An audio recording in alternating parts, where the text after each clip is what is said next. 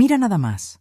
Hasta se vistió elegante para venir a perder, dijo Onésimo, y los 3 hombres que lo acompañaban se rieron con él, ahí, en el pasillo del juzgado, delante de todos.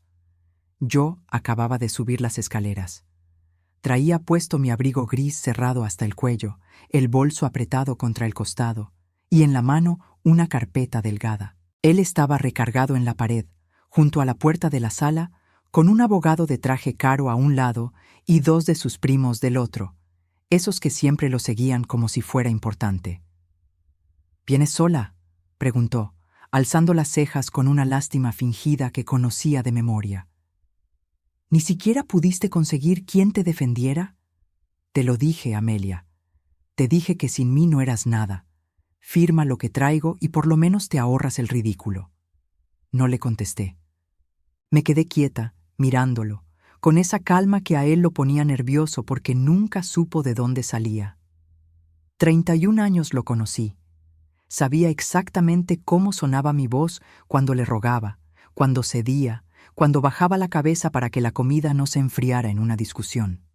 Este silencio no sonaba a eso, y él, aunque todavía sonreía, lo percibió, porque su risa se apagó un segundo antes de que la retomara a la fuerza. Está bien, hazte la digna, dijo. Cuando el juez te pregunte con qué vas a pagar la mitad de las deudas, ya veremos qué tan digna te quedas. El abogado le puso la mano en el hombro, como diciéndole que se controlara, que no era el lugar. Sus primos seguían sonriendo. Yo apreté un poco más la carpeta y avancé hacia la puerta de la sala sin decir una palabra. Lo que Onésimo no sabía. Lo que no sabría hasta que yo me quitara el abrigo, unos minutos después, dentro de esa sala, era que yo llevaba 30 años entrando y saliendo de juzgados como ese.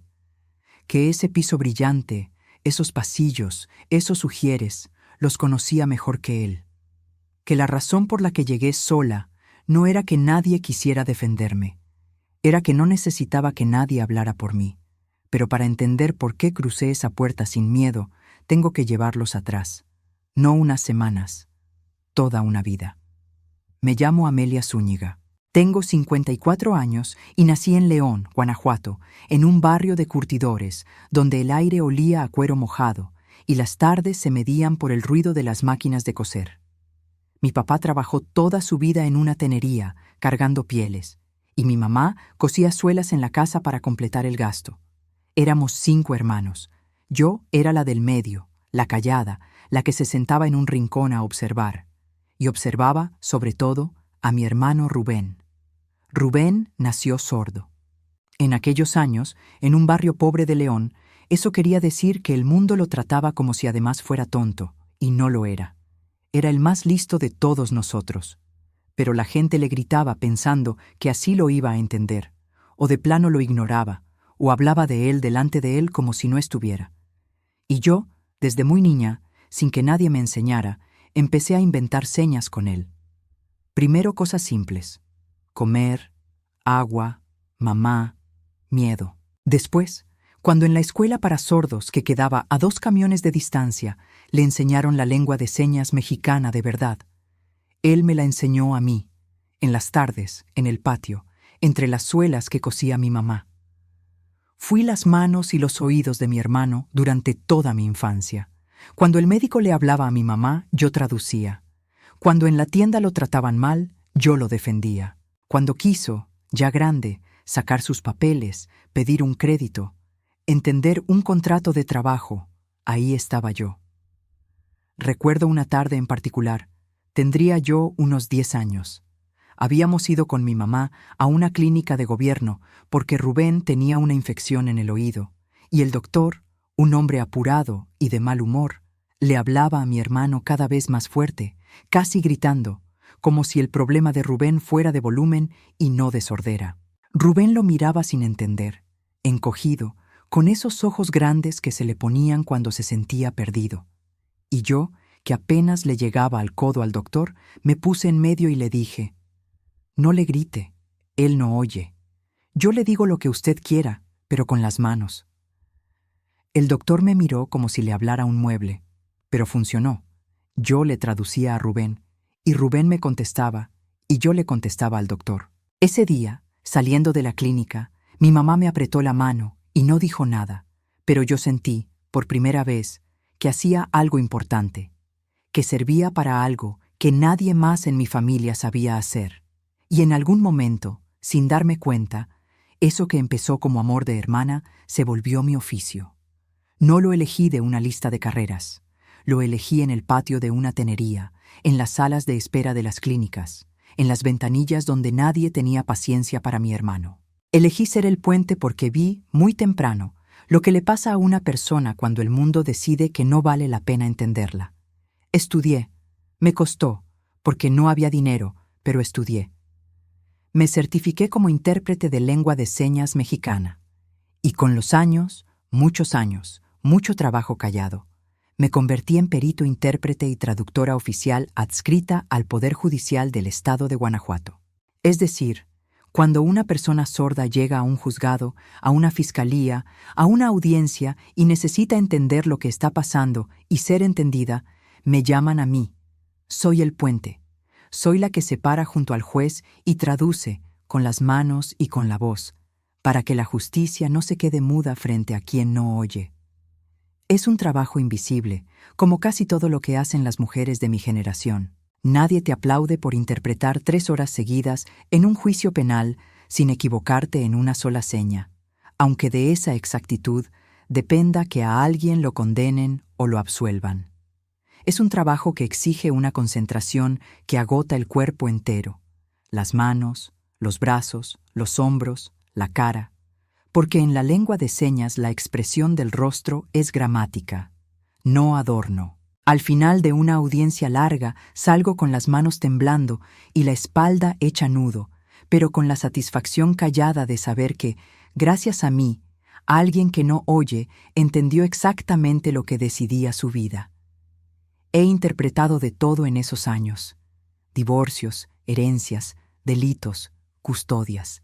He traducido para madres sordas que peleaban por no perder a sus hijos, para trabajadores sordos a los que un patrón quiso engañar, para acusados sordos que sin un intérprete se habrían quedado sin la menor idea de por qué los estaban juzgando. He visto lo mejor y lo peor de la gente desde ese lugar único que es estar de pie junto al estrado, siendo la voz de quien no la tiene. Y aprendí, mejor que en cualquier libro, cómo funciona un juzgado por dentro. Los tiempos, las formas, lo que se dice y lo que no se dice. La diferencia entre una prueba que pesa y una que se cae. Nadie sabe tu nombre, es cierto, pero los jueces sí lo saben. Los secretarios sí. La gente de esos pasillos, la que de verdad hace funcionar la justicia, me conocía. Llevaba casi 30 años entrando a ese edificio con mi credencial y mi chaleco oficial. Ese chaleco azul marino, con el escudo del Poder Judicial bordado en el pecho, y la palabra perito, en letras claras a la espalda. El mismo chaleco que, esa mañana, llevaba puesto debajo del abrigo gris cerrado hasta el cuello. A Onésimo Barrón lo conocí a los 22. Yo apenas empezaba en el oficio, ganaba poco, interpretaba donde podía. Él era 8 años mayor. Tenía un taller mecánico heredado de su padre y una labia que llenaba cualquier silencio. Me gustó eso al principio, que hablara tanto, que ocupara todo el espacio, porque yo venía de una vida de callar y observar. Me pareció que a su lado no tendría que esforzarme por existir. Qué equivocada estaba. A su lado dejé de existir.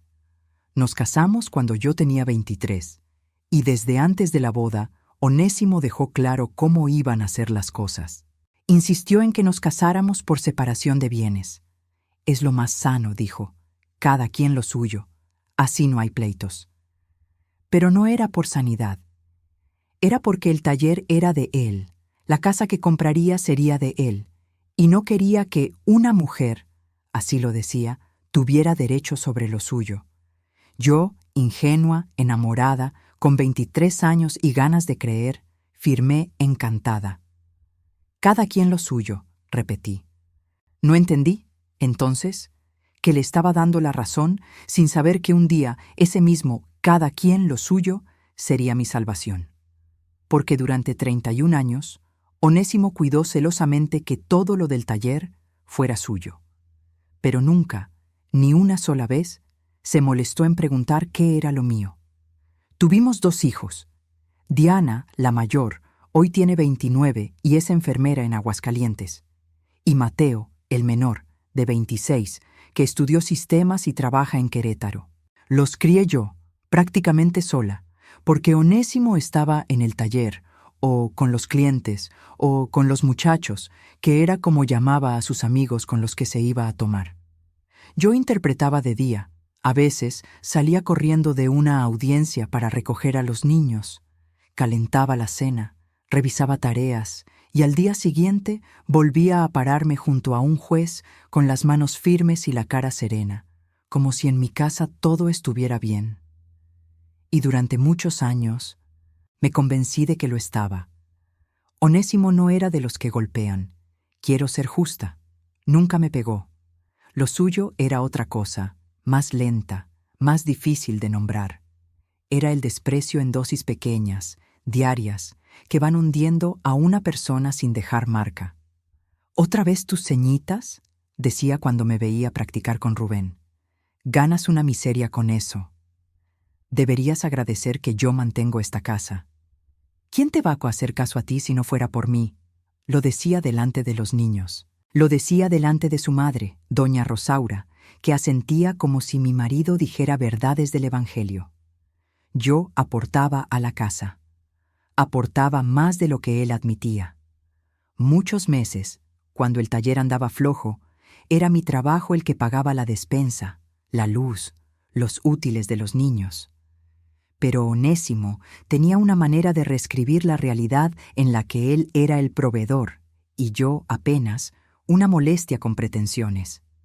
Si yo pagaba algo, era porque me gusta sentirme importante. Si él pagaba algo, era porque soy el hombre de la casa.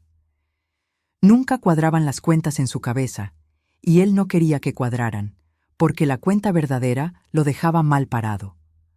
Hubo una vez, lo recuerdo bien, en una comida de la familia, en que uno de sus primos me preguntó a qué me dedicaba.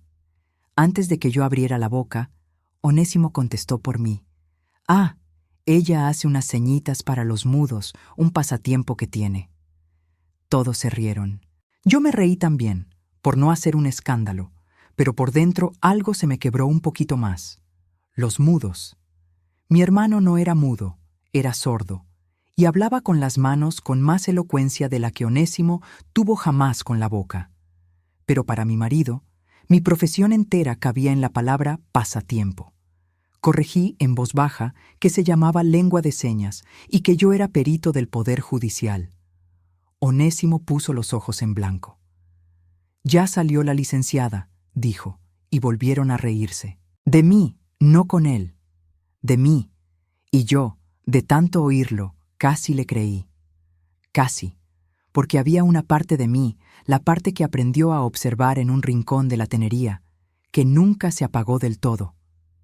Esa parte guardaba recibos, guardaba estados de cuenta, guardaba, en una caja de metal en el fondo de mi ropero, la escritura de una cosa que Onésimo ni recordaba que existía. Pero no adelanto. Vuelvo al principio de las grietas, al año en que todo empezó a mostrarse. La primera grieta la vi hace poco más de un año, en las cosas pequeñas. Onésimo empezó a cuidar el celular como nunca. Antes lo dejaba tirado donde fuera. De pronto lo traía siempre en la mano, boca abajo, con contraseña nueva. Empezó a llegar más tarde, a bañarse apenas entraba, a comprarse ropa que le quedaba ajustada para su edad. Un hombre de 62 años que de repente se compra tenis de moda y se pinta las canas no está pasando por una crisis espiritual. Yo lo noté, claro que lo noté, pero me dije lo que se dicen todas, que estaba imaginando cosas, que a mi edad una se pone insegura, que llevábamos tantos años que ya era normal la distancia. Me lo dije 1000 veces, y seguí calentando la cena.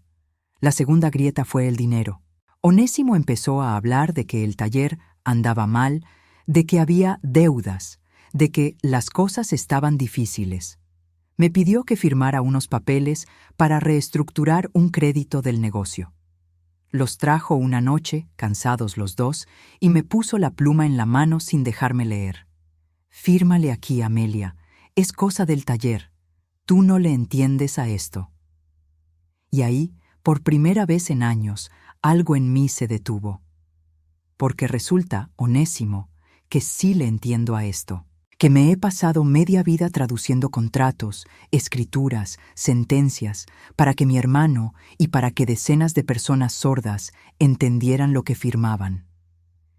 Que leer letra chica es, literalmente, parte de mi profesión. Tomé los papeles, me puse los lentes y le dije que los leería con calma al día siguiente. Onésimo apretó la mandíbula. No hay nada que leer, dijo. Es un trámite. Y yo, con una serenidad que a mí misma me sorprendió, respondí: entonces no te va a molestar que lo lea con calma. No firmé. Y esa noche, cuando él se durmió, leí cada página. No era una reestructura de crédito. Era un documento en el que yo, sin darme cuenta, me habría constituido como obligada solidaria de una deuda del taller. Una deuda que, si el negocio caía, caería sobre mí. Sobre lo mío. Sobre esa casa que Onésimo creía suya, pero que él lo había olvidado, no lo era. Ahí entendí que mi marido no solo me estaba engañando con otra mujer. Me estaba preparando para dejarme cargando sus deudas mientras él se iba limpio. Me quedé despierta hasta el amanecer, sentada en la sala, con los papeles en las piernas y el corazón latiéndome en los oídos. Escuchaba la respiración de Onésimo desde la recámara, ese hombre que dormía tranquilo mientras preparaba, sin decírmelo, mi ruina. Miré alrededor de la sala en penumbras, las fotos de los niños de chiquitos, el sillón que compramos a plazos hace 20 años, la Virgen de Talavera que me regaló mi mamá antes de morir. Toda una vida armada pieza por pieza, y de pronto la sensación de que esa vida había sido, en buena parte, una escenografía. Que el hombre con el que la compartí nunca me vio de verdad, solo vio lo que le convenía ver. No lloré esa noche. Lloré después, muchas veces, sola, en la regadera, para que nadie escuchara, como aprendí a llorar de niña. Ahí sí lloré por los 31 años, por la muchacha de 23 que firmó separación de bienes creyendo que era amor, por todas las cenas calentadas que se enfriaron mientras yo esperaba a un hombre que llegaba oliendo a cerveza y a otra vida, por todas las veces que bajé la cabeza para no pelear, por la Amelia que se hizo chiquita durante 3 décadas para caber en el espacio que un hombre le dejaba. Lloré hasta vaciarme, y cuando me vacié, hice lo que sé hacer. Ordené la verdad. Saqué la caja de metal del fondo del ropero. Adentro estaba, doblada y amarillenta, la escritura de la casa donde vivíamos, la casa que Onésimo presumía como suya, la que le decía a todo el mundo que él había puesto. Pero la casa no la compró él. La compramos cuando yo tenía 38 años, con el dinero de una herencia que me dejó mi madrina Consuelo, la costurera para la que trabajó mi mamá, que me quiso como a una hija y que al morir me dejó lo poco que tenía.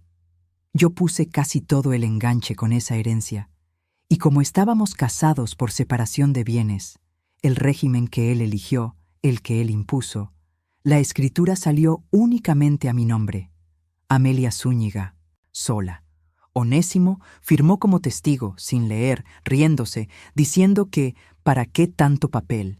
Y en 30 años jamás volvió a pensar en eso. En su cabeza, la casa era suya porque él era el hombre. En la realidad legal, la casa era mía, solo mía, con documentos, con el dinero comprobable de una herencia que podía rastrearse hasta el último peso. El taller sí era de él, que se lo quedara con sus deudas. Yo nunca quise el taller, pero la casa y todo lo que yo había construido en silencio era otra historia. Al día siguiente fingí normalidad. Le dije a Onésimo que había pensado bien lo de los papeles y que necesitaba unos días más para entenderlos. Él se molestó, pero lo dejó pasar, seguro de que al final yo cedería como siempre. Y yo, con esa tregua fingida, empecé a moverme. Fui a ver a la única persona en quien confiaba para esto. No a un abogado carísimo, a Leticia Prado, una jueza familiar ya jubilada a la que yo le había interpretado decenas de audiencias a lo largo de los años y que se había vuelto, con el tiempo, algo parecido a una amiga. Nos tomábamos un café de vez en cuando. Ella conocía mi trabajo, me respetaba y sabía, porque lo había visto en su propia sala durante años, que yo entendía de leyes más que muchos licenciados con título. Nos sentamos en una cafetería del centro de León, cerca de la catedral, con 2 cafés de olla humeando entre las dos. Le conté todo: la escritura, la herencia, los papeles del taller, el celular, las canas pintadas. Leticia escuchó sin interrumpir, con esa atención de quien pasó la vida escuchando historias tras un estrado. Y cuando terminé, me tomó la mano por encima de la mesa. «Amelia», me dijo, «tú has ayudado a que decenas de personas entiendan sus derechos. Llevas media vida siendo la voz de quien no puede hablar por sí mismo en un juzgado. Ahora te toca usar esa voz para ti. Y déjame decirte una cosa. Hay muy pocas personas en esta ciudad que caminen a un juicio sabiendo lo que tú sabes». Se me llenaron los ojos, pero fue un llanto distinto. Uno que limpia. Leticia me explicó lo que yo, en el fondo, ya sabía, pero necesitaba oír de alguien más. Que si Onésimo quería el divorcio, que se lo diéramos. Que por el régimen de separación de bienes, cada quien conservaba lo suyo. Él, el taller y sus deudas. Yo, la casa que estaba a mi nombre con dinero comprobable. Que no había nada que él pudiera reclamar sobre esa casa, por más que gritara que la había puesto. Y que si intentaba algo turbio, falsificar, presionarme a firmar, esconder bienes, eso jugaría en su contra. «No necesitas que yo te represente», me dijo Leticia al final sonriendo. «Puedes hacerlo tú o poner a un abogado si prefieres que alguien más lleve la voz. Pero quiero que entiendas algo. El día que entres a esa sala, no vas a entrar como una víctima que no sabe qué pasa. Vas a entrar como la persona que mejor conoce ese lugar. Que eso te dé la calma». Decidí llevar un abogado, uno joven y honesto que Leticia me recomendó, el licenciado Efraín Godínez, más por prudencia que por necesidad, para que la parte formal marchara sin tropiezos. Pero la estrategia la armamos entre los 3, y una parte de ella fue mía. Fue mi idea, de hecho, no decir nada, no adelantar quién era yo, dejar que Onésimo llegara a ese juicio creyendo exactamente lo que quería creer, que su esposa era una pobre mujer sin recursos, sin defensa, sin idea de cómo funcionaba un juzgado. Porque yo lo conocía. Sabía que si él se sentía seguro, se confiaría, y si se confiaba, hablaría de más. Y cada palabra de más sería una piedra en su propio camino. Onésimo no perdió el tiempo. Un mes después de que me negué a firmar, un notificador tocó a la puerta con la demanda de divorcio. Divorcio incausado, que en Guanajuato basta con que uno lo quiera. Pero en su demanda, Onésimo no se conformó con pedir el divorcio. Reclamó, además, la mitad del patrimonio construido durante el matrimonio, incluida, textual, la casa-habitación que constituye el domicilio conyugal. Alegaba que él la había pagado, que yo no había aportado nada, que era ama de casa sin ingresos propios. Ama de casa sin ingresos propios. 30 años de peritajes oficiales, y ese hombre tuvo el descaro de escribir ante un juez que yo no tenía ingresos propios. Cuando el licenciado Godínez me leyó esa parte, no me dio coraje, me dio casi risa, porque Onésimo, en su afán de dejarme sin nada, acababa de mentir por escrito, bajo protesta de decir verdad, en un documento judicial. Y las mentiras escritas en un juzgado tienen la fea costumbre de volverse contra quien las firma. Reunimos todo con calma de meses. La escritura a mi nombre, el rastro de la herencia de mi madrina Consuelo, el testamento, el acta de defunción, los depósitos, la ruta del dinero hasta el enganche de la casa, mis constancias como perito oficial del Poder Judicial, mis recibos de honorarios de casi 3 décadas, que demostraban no solo que tenía ingresos propios, sino que los había tenido durante todo el matrimonio, a veces más estables que los del propio taller. comprobantes de los gastos de la casa que yo había pagado durante años. Todo ordenado, foliado, en una carpeta. Y anexamos también, porque Godínez insistió y tenía razón, la copia de aquel documento que Onésimo quiso hacerme firmar, el que me convertía en obligada solidaria de las deudas del taller. La prueba, negro sobre blanco, de que el mismo hombre que ahora juraba ante el juez que yo no aportaba nada, había intentado meses antes cargarme sus deudas. Un hombre no le endilga deudas a quien no tiene nada. Se las endilga a quien sabe que sí tiene algo. Esa contradicción, sola, lo desnudaba.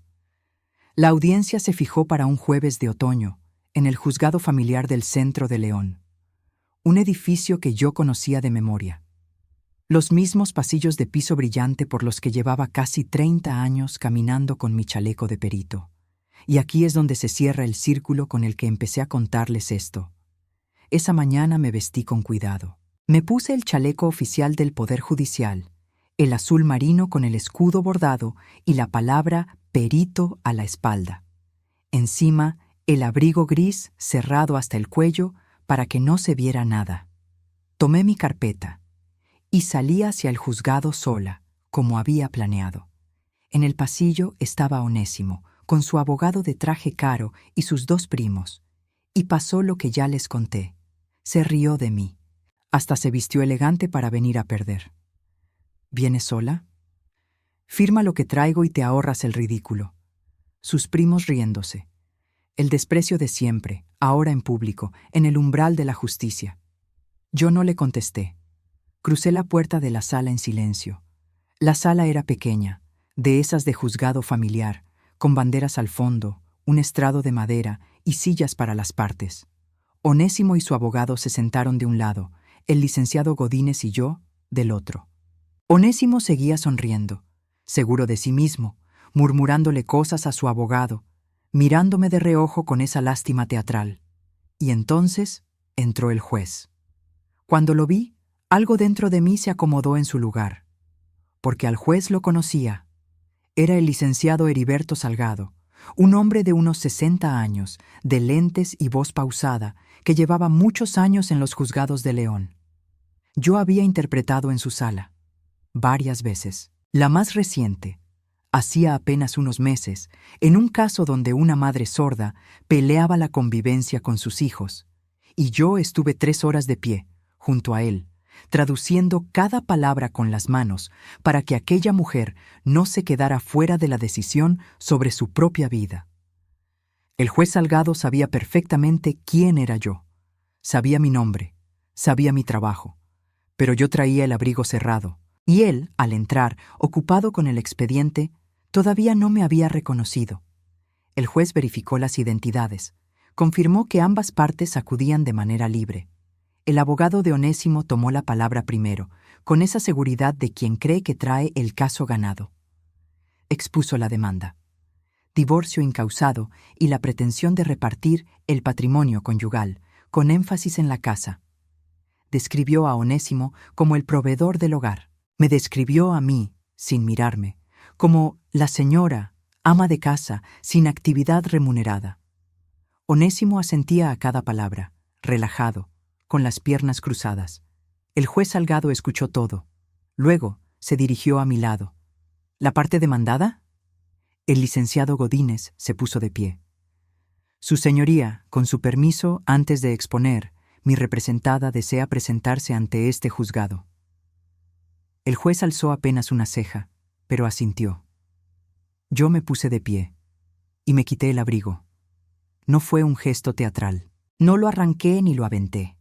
Simplemente me desabroché los botones, uno por uno, con calma, como quien por fin se quita un peso que cargó demasiado tiempo. Lo doblé despacio sobre el respaldo de la silla.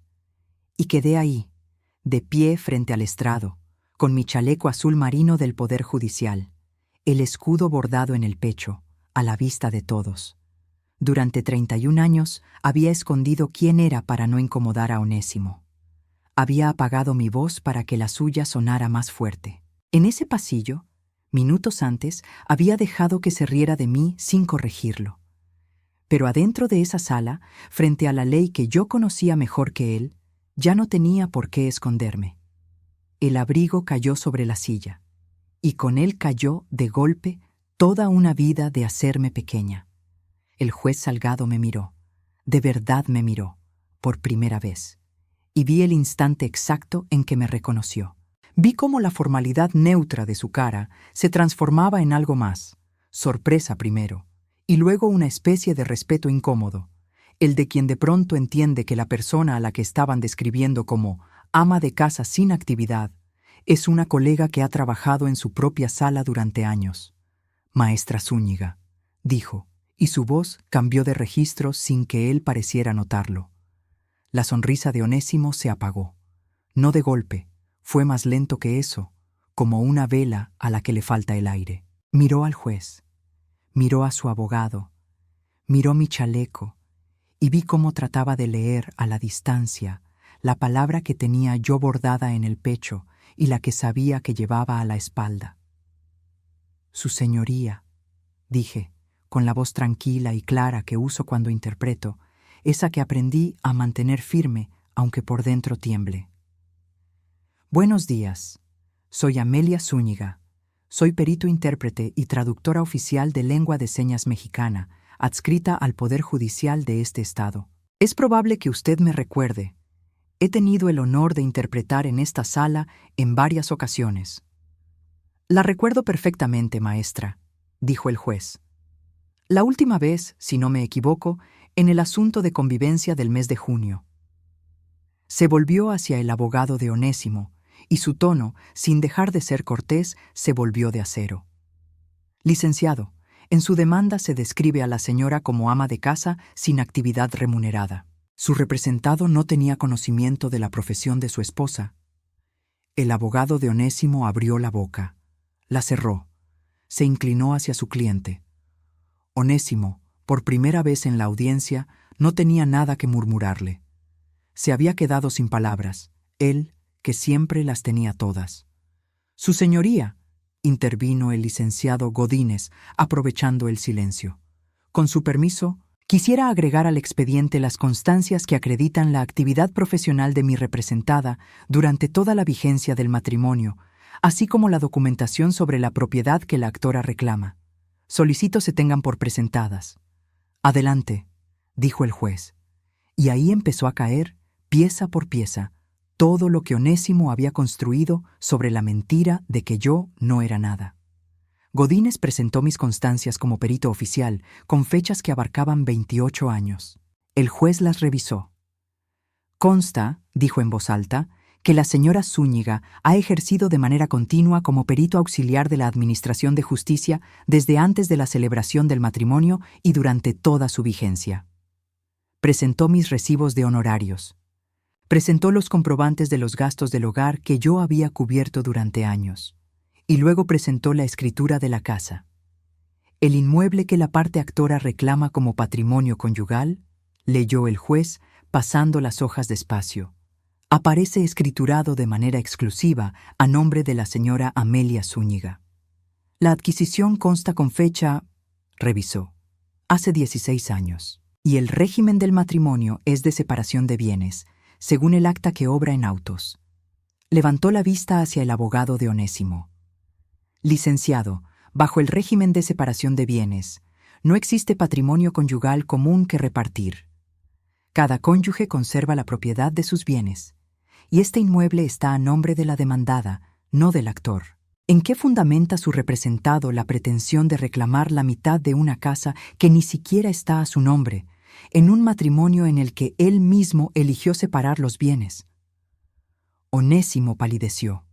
Se inclinó hacia su abogado y le susurró algo, rápido, urgente. El abogado le respondió por lo bajo, y por la cara que puso Onésimo, no le gustó la respuesta. «Su señoría», dijo el abogado, tratando de recomponerse, «mi representado sostiene que aportó recursos a la adquisición del inmueble, aunque la escritura figure a nombre de su esposa. Godínez estaba listo para eso. Era el momento que habíamos preparado. Su señoría», dijo, «sobre el origen de los recursos con que se adquirió la casa, agrego a los autos la documentación correspondiente. El testamento de la señora Consuelo Mireles, madrina de mi representada, fallecida hace 17 años, el acta de defunción y el rastro bancario de la herencia que la señora Zúñiga recibió y con la cual cubrió el enganche del inmueble. El dinero con que se compró esa casa provino, de manera comprobable, del patrimonio propio de mi representada, heredado antes de la compra.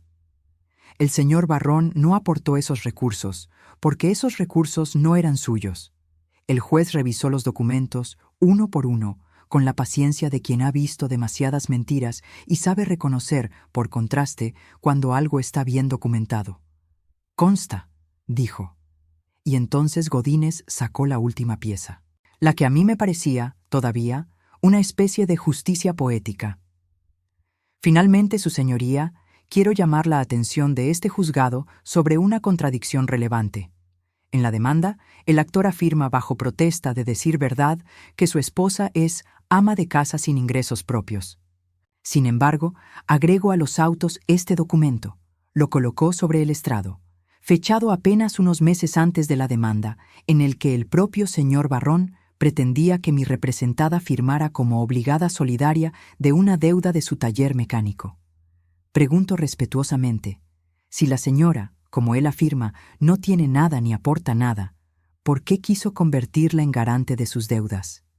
Un hombre no busca como aval a quien no tiene con qué responder. El actor no puede sostener, al mismo tiempo, que su esposa no tiene ingresos y que servía como garantía de sus créditos. Una de las dos afirmaciones es falsa, y ambas están firmadas por él. El silencio en la sala se volvió espeso. El juez Salgado tomó ese documento, lo leyó.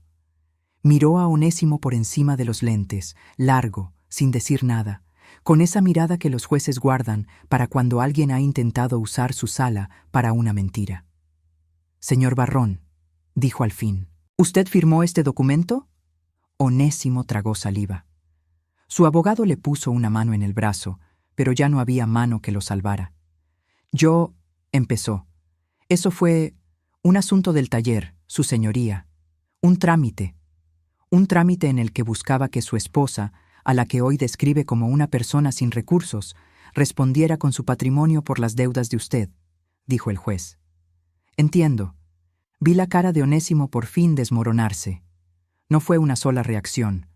Fueron varias, en orden, como olas. Primero la confusión de no entender cómo había perdido el control de algo que creía tan seguro. Luego la negación, ese «esto no me puede estar pasando», que se le leyó en los ojos.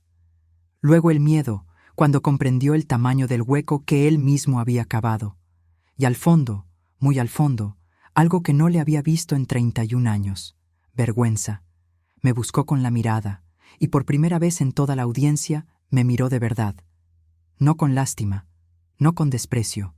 Me miró como quien mira a una persona a la que acaba de descubrir, después de 3 décadas de tenerla enfrente sin verla. «Tú sabías», dijo, en voz baja, y el juez no lo calló porque quizás entendió que ese momento tenía que pasar. «Tú sabías todo esto desde el principio. Yo siempre supe quién era, Onésimo», le respondí sin levantar la voz. «La que no lo supo fuiste». Me detuve, corregí, porque no quería ser cruel, solo verdadera. «El que nunca quiso saberlo fuiste tú». El juez esperó a que el aire volviera a la sala. Luego habló, con la calma de quien pone las cosas en su sitio. «Este juzgado va a resolver conforme a derecho», dijo. «El divorcio incausado procede. Nadie está obligado a permanecer casado. Pero la pretensión del actor sobre el inmueble es improcedente. En un matrimonio bajo separación de bienes, no hay patrimonio conyugal que dividir, y el inmueble en cuestión pertenece de manera exclusiva a la señora Zúñiga, adquirido con recursos propios comprobados y escriturado a su nombre.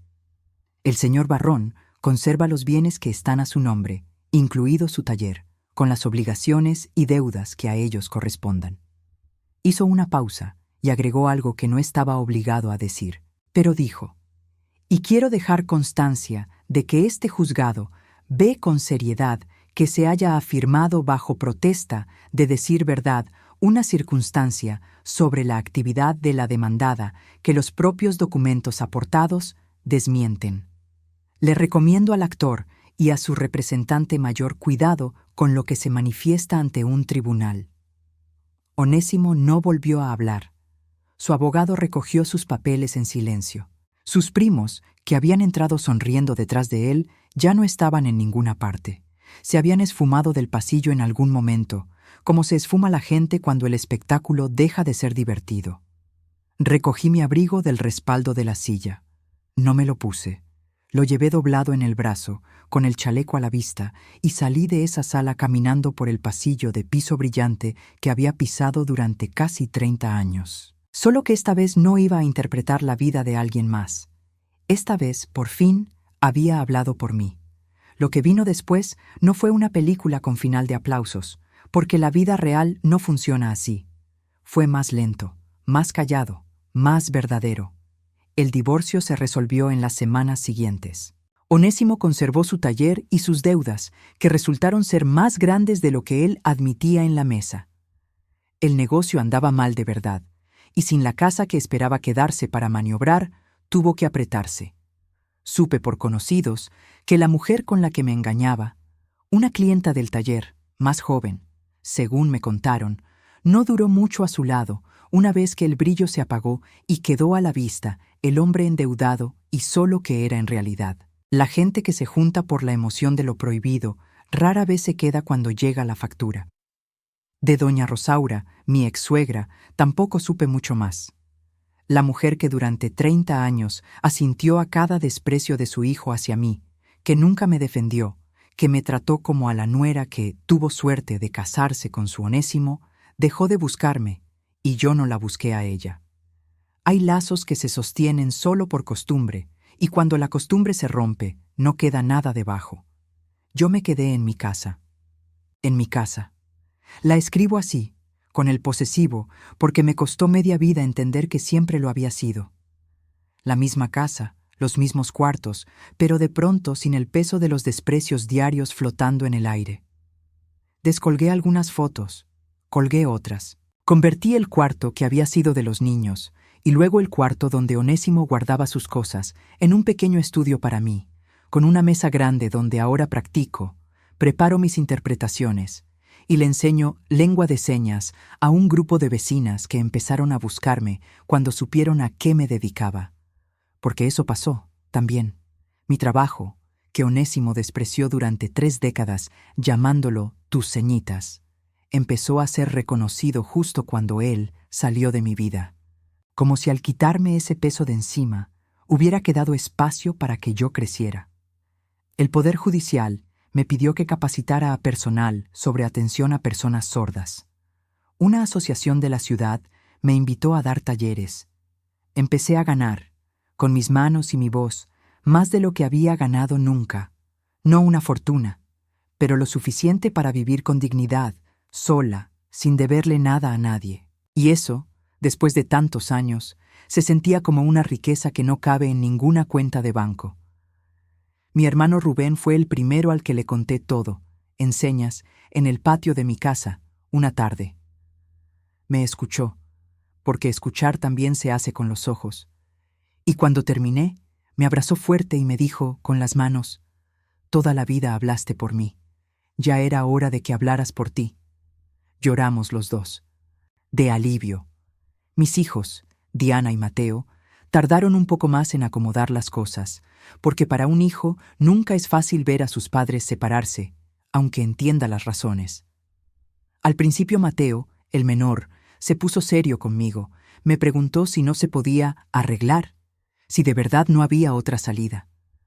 Yo no le hablé mal de su padre. Nunca lo he hecho y no pensaba empezar. Solo le dije la verdad más simple que encontré, que hay cosas que no se rompen de un día para otro, sino de a poquito, durante muchos años, hasta que un día ya no se pueden pegar. Que su papá y yo lo íbamos a seguir queriendo a él y a su hermana igual, pero que yo necesitaba, por primera vez en mi vida, quererme también a mí. Con el tiempo, ambos me dijeron algo parecido, que hacía años me veían apagada y que ahora me veían viva otra vez. Diana, que es enfermera y tiene el ojo entrenado para notar cuando alguien no está bien, me confesó que durante mucho tiempo se preocupó por mí sin saber cómo decírmelo, que me notaba como ausente, como si no estuvieras del todo. Me dijo por teléfono, una noche: «Mamá, hacía mucho que no te escuchaba reír así», y tenía razón. Se me había olvidado el sonido de mi propia risa. Tuve que separarme a los 54 años para volver a escucharla. A veces, los domingos, voy a la Catedral de León, no tanto por rezar, sino por sentarme un rato en la plaza, ver a la gente pasar, tomarme un café. Y pienso en esa mañana en el pasillo del juzgado, en Onésimo recargado en la pared, tan seguro, riéndose de la mujer que creía haber vencido. Y pienso que su error no fue subestimar mi rabia. La rabia grita, y quien grita casi siempre pierde en un juzgado. Su error fue subestimar mi silencio, porque mi silencio no era rendición. Era el silencio de quien lleva media vida observando desde un rincón, aprendiendo cómo funcionan las cosas, guardando cada papel, esperando el momento justo para, por una vez, quitarse el abrigo. Aprendí, ya grande y a la mala, que el amor sin respeto no es amor. Es una forma educada de propiedad. Onésimo no me quiso. Me tuvo como se tiene un objeto útil y confundió mi paciencia con debilidad y mi generosidad con obligación. Aprendí que ser subestimada, que durante 30 años me pesó como una humillación cotidiana, resultó ser, al final, mi mejor herramienta. Nadie cuida sus mentiras frente a la mujer que cree que no entiende nada. Y aprendí que la dignidad no siempre se defiende gritando. A veces se defiende en silencio, con una carpeta bien ordenada, unas manos firmes y el valor de dejar caer un abrigo en el momento preciso. Hoy, cuando me llaman a interpretar a un juzgado y veo entrar a una persona sorda, asustada, sin entender lo que va a pasar con su vida, me acerco, la miro a los ojos y le hablo con las manos para decirle lo primero que necesita oír. Estoy aquí, no estás sola. Yo te voy a ayudar a que te escuchen. Y lo digo con una convicción nueva, más honda que antes, porque yo también aprendí, en esa sala, lo que se siente que por fin te escuchen. Afuera, sobre la Plaza de León, las campanas de la catedral dan la hora. Yo termino mi café. Reviso el expediente de la audiencia de mañana, donde otra persona necesitará que alguien le preste sus manos para alcanzar la justicia. Y camino de regreso a mi casa, mía, enteramente mía, por calles que huelen todavía, un poco, a cuero mojado, con la espalda derecha y el paso firme de una mujer que tardó 54 años en aprender que su voz, esa que otros llamaron ceñitas, siempre valió más de lo que nadie, ni siquiera ella, imaginó. Si alguna vez alguien te hizo sentir que no valías, que sin esa persona no eras nada, que tu trabajo o tu voz no importaban, y aún así encontraste la forma de levantarte y demostrar quién eras, cuéntame tu historia en los comentarios. De verdad me gusta leerlas. Y si esta historia te llegó al corazón, quédate para la próxima, porque aquí seguimos contando las historias de las mujeres que descubrieron, a su manera y a su tiempo, todo lo que siempre llevaron dentro.